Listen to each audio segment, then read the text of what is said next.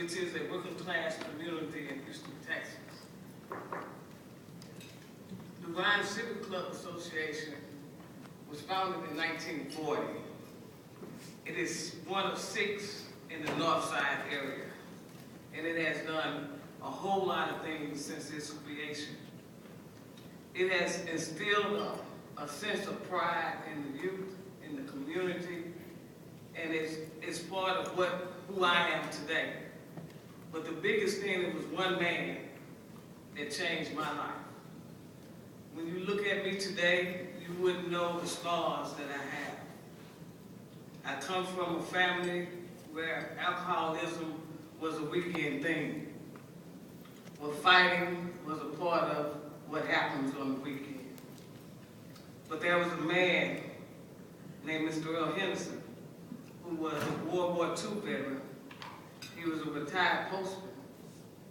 He was a baseball coach in our neighborhood for 35 years, and he was a father figure to those who didn't have a father, and those that did. Mr. Earl was a different kind of person. He didn't have any kids, but he came from a background where both of his parents were mental ill, and they beat him. But somehow, Mr. Earl found a sense of, I want to make a difference in other people's lives. And he did it for me. I stand here before you. I'm a college grad. I got a scholarship to go to college.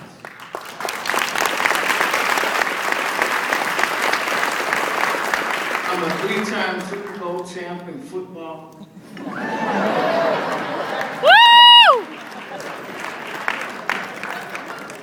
But all those things, Mr. Earl allowed me to be the first girl to play on the baseball team. It was 44 boys and 1 girl. And of all those boys, in all the years that Mr. Earl coached, he never had any assistant coaches. He allowed me to be the first one. And when he allowed me to be the first coach, he taught me something that I never knew, because I grew up thinking that I was nothing. I grew up thinking that I had issues and I wasn't going to be anything. But just that one act, at 15 years old, that I was a coach.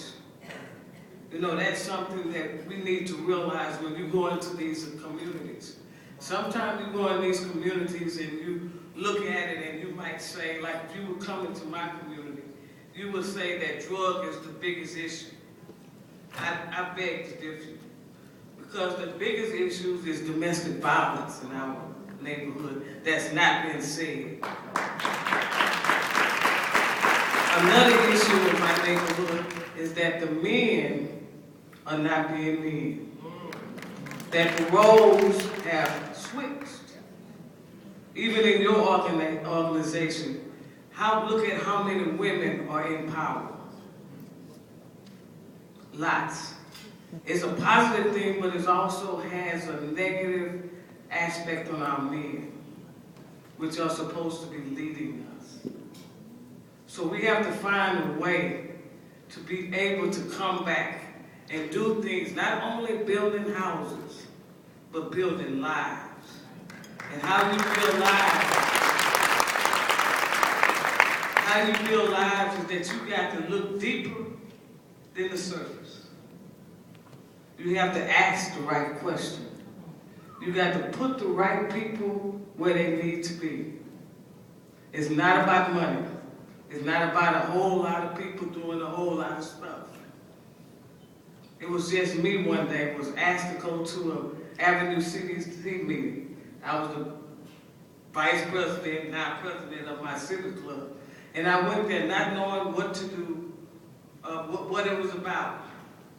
And I just told my story about Mr. Earl, because my neighborhood had changed. I grew up and it was 75% African American. Now it's 75% Hispanic. The civic club that I started getting a part of in 2007, they really didn't want the Hispanics to be a part of it, because they wanted to preserve their history. They fought for paved roads, better schools. They stopped toll roads from coming and taking their homes. and they felt like, hey, they come here, they're gonna take over, and it's not gonna do anything. So I came in as one of the youngest people, and I felt like, hey, we got to use the whole community. Everybody. That means the young, the old, all of us. Everybody has a part.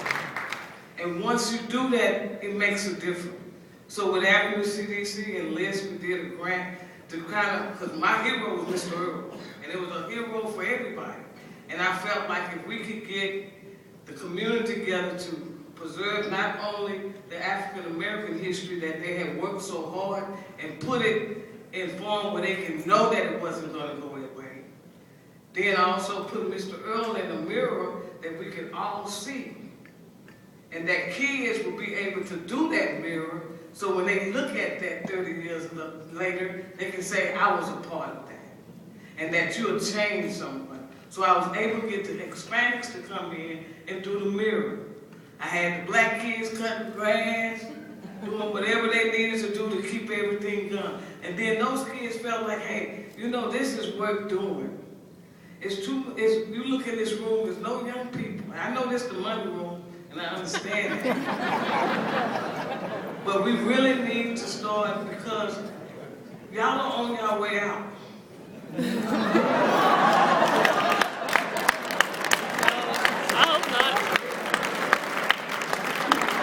You're on your way out. And one of the biggest things that you must realize is that you must give it to us. No matter, we might look as if we're not paying attention, that we don't care about your history or what you have did, what you have paid the road for, you still have to give it to us. Because if you give it to us later on, we're going to mix it and match it, but it's going to come to something. Mr. Earl made me, not my parents. Not saying that they did a terrible job or anything, that I loved them less, but it was somebody else outside the household. You could be that somebody else. Each one of you. But what you need to do is evaluate you. A true evaluation of you.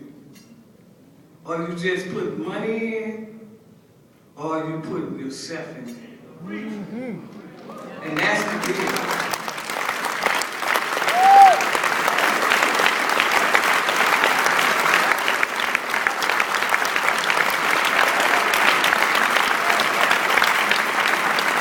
Some issues that we know that we have. We know that right now they are messing with the voting, you know, trying to get where people can't vote right and the right. They're in Alabama now doing what they need to do.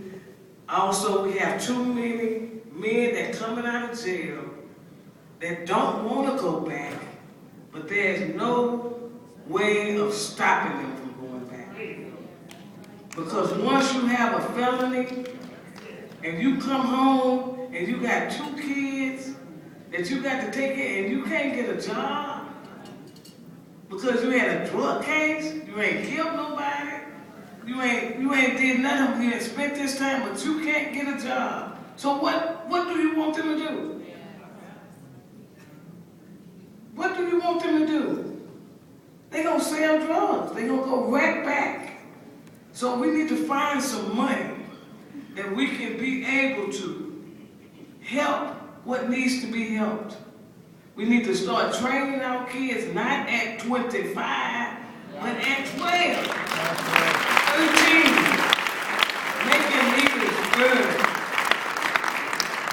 Making them early because it really makes a difference. I feel like now I don't see all the flowers that I have helped bloom.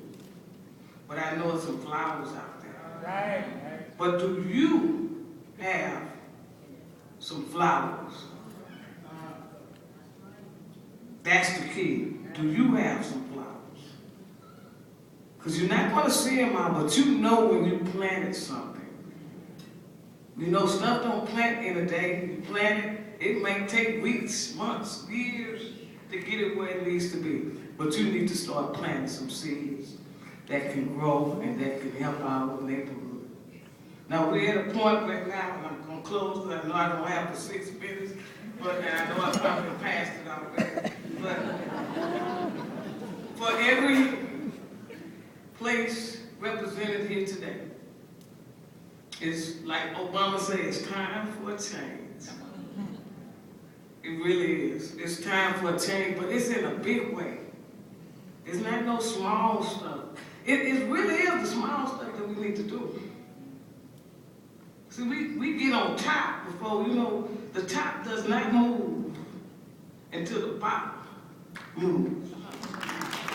The top gonna stay where it is if the bottom don't move, right? So we need to get in the bottom. You might be a little too high. Come on. To do the work that needs to be done. So all I want you to do for me is to go back and evaluate yourself, plant some seeds, and come down just a little bit. Thank you.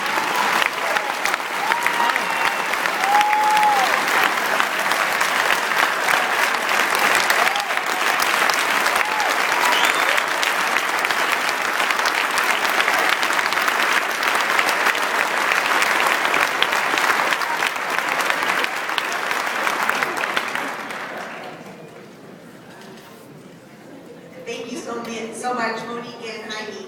I'm Eileen Fiegel. I'm the director of the Institute. Unfortunately, Barbara Fields did not feel well and is unable to join us today. I'm going to just give you some quick logistics.